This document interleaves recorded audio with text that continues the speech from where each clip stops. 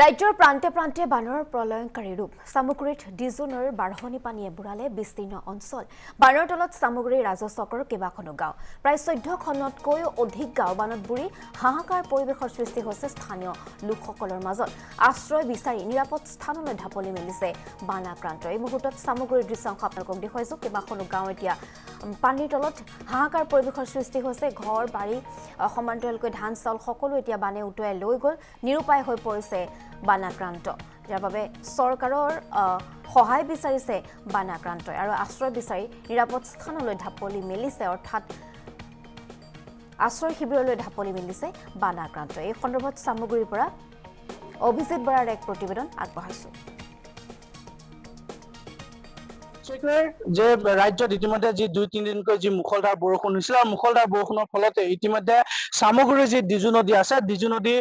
যি উপন্দি উঠাৰ ফলতে বা ডিজু নদী ডুব গুচি যোৱাৰ ফলতে ইতিমধ্যে জলমগ্ন হৈছে সামগ্ৰীৰ আমনি শিয়ালেখাটি আৰু ডিজু বস্তি নামৰ 3-4খনকৈ গাঁও ইতিমধ্যে মই দেখুৱাইছো মোৰ কাষতে আছে এইখনে হৈছে ডিজু নদী আৰু এই ডিজু নদী সম্পূৰ্ণভাৱে ডুব গৈছে মই দেখুৱাইছো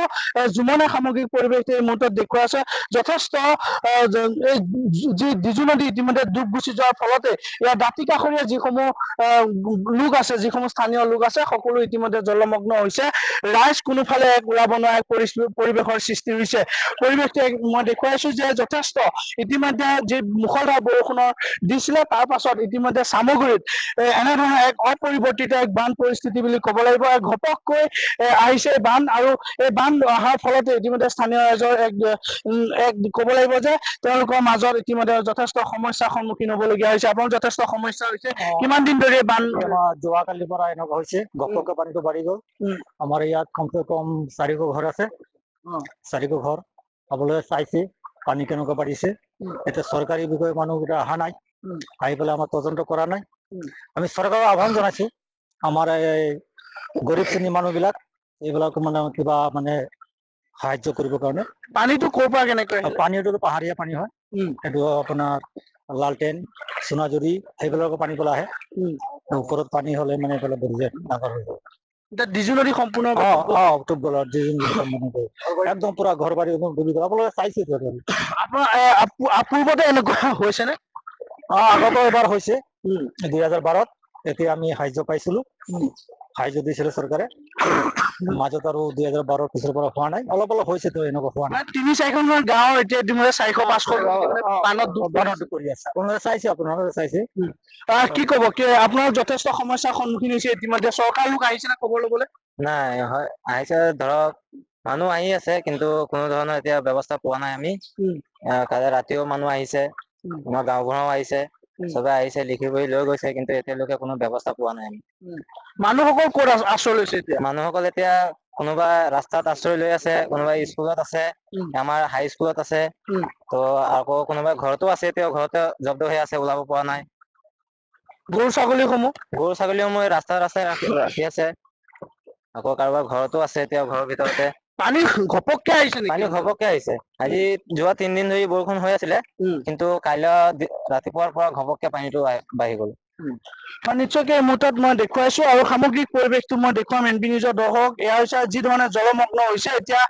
বিপদ সীমাৰ ওপৰে বৈছে যি ডিজু নদীৰ পানী আৰু যাৰ ফলত ইতিমধ্যে ৰাইজৰ এক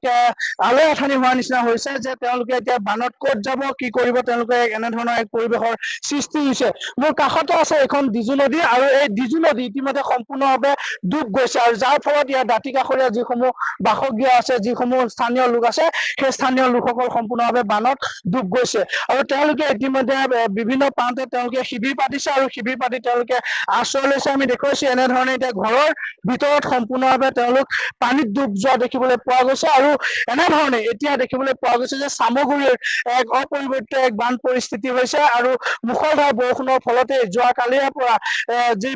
সামগ্ৰীৰ আমনি শিয়ালেখাটি ডিজু বস্তি আৰু কেইবাখনো গাঁও ইতিমধ্যে জলমগ্ন হৈছে আৰু ৰাইজৰ এক অভিযোগ উত্থাপন হৈছে কৰিছে যে সম্পূৰ্ণ কেইবাখনো গাঁও ইতিমধ্যে বানত ডুব যোৱাৰ পাছতো চৰকাৰী পক্ষৰ ফালৰ পৰা তেওঁলোকে কোনো ধৰণৰ বৰ্তমানকে সহায় পোৱা নাই, তেওঁলোকে কোনো ধৰণৰ সাহায্য লাভ কৰা নাই। কিন্তু চৰকাৰী পক্ষই কোনো ধৰণৰ খবৰ নোলোৱাৰ এক অভিযোগ উত্থাপন কৰিছে। আমি দেখুৱাইছো কি ধৰণে পানীত বাঢ়ি আছে ইতিমধ্যে প্ৰবল সোঁত বুলি ক'ব লাগিব। আৰু এই ইয়াৰ যিসকল লোক আছিলে সকলো ইতিমধ্যে আশ্ৰয় লোৱা দেখিবলৈ পোৱা গৈছে। আমি MB নিউজৰ দৰ্শকক দেখুৱাইছো কি ধৰণে ইতিমধ্যে চামগুৰিত এক অপবিত্ৰ বান পৰিস্থিতি হৈছে। ৰাইজৰ ইয়াৰ যিসকল গাঁওবাসী লোক আছে, গাঁওবাসী লোকৰ এতিয়া আলৈ আথানি হৈছে। তেওঁলোক ক'ত যাব, ক'ত আশ্ৰয় গ্ৰহণ কৰিব, তাৰ বাবে তেওঁলোক এতিয়া যথেষ্ট সমস্যাৰ সন্মুখীন হোৱা দেখিবলৈ পোৱা গৈছে।